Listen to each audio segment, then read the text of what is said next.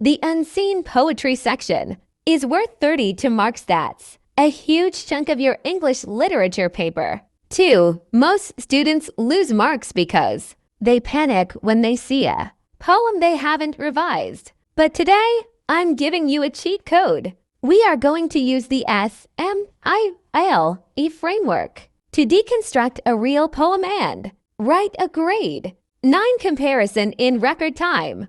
To get a grade 9, your analysis needs to be structured. Write this down. S is for structure. Where is the turning point? M is for meaning. What is the big idea? I is for imagery. What mind pictures does the poet create? L is for language. Which specific words carry the most weight? E is for effect. How does the poet want you to feel? If you cover these 5, you satisfy every requirement of the mark scheme.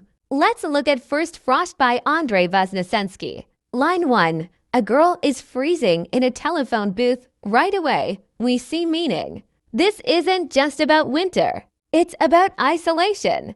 Look at the language. Her face is smeared with lipstick. This contrast between the makeup of adulthood and her raw tears shows her vulnerability. The imagery is the star here. The first ice of human hurt. This is a grade 9 metaphor. The poet isn't just talking about cold weather. He's comparing a first heartbreak to the first frost eve. Winter's stinging and inevitable. Finally, notice the structure. The short, sharp lines at the end mimic her catching her breath. It creates an effect of deep, solitary sadness. In Section B, you'll get a second poem for an 8-mark comparison.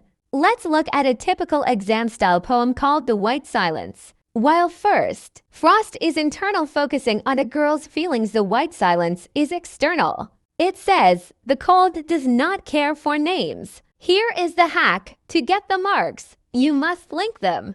You could say, while Voznesensky uses the cold as a metaphor for personal heartbreak, the poet of The White Silence presents the cold as an indifferent force of nature. That one sentence connects both poems and shows the examiner you understand the big ideas. Before May 19th, remember, don't just list techniques. Explain the effect. Look for the shift in tone. Use connectives like conversely to link your poems. You've got this. If this helped, hit subscribe and join the Dimma Tutorials community. We are here to help you achieve the scores you deserve. Good luck with your revision.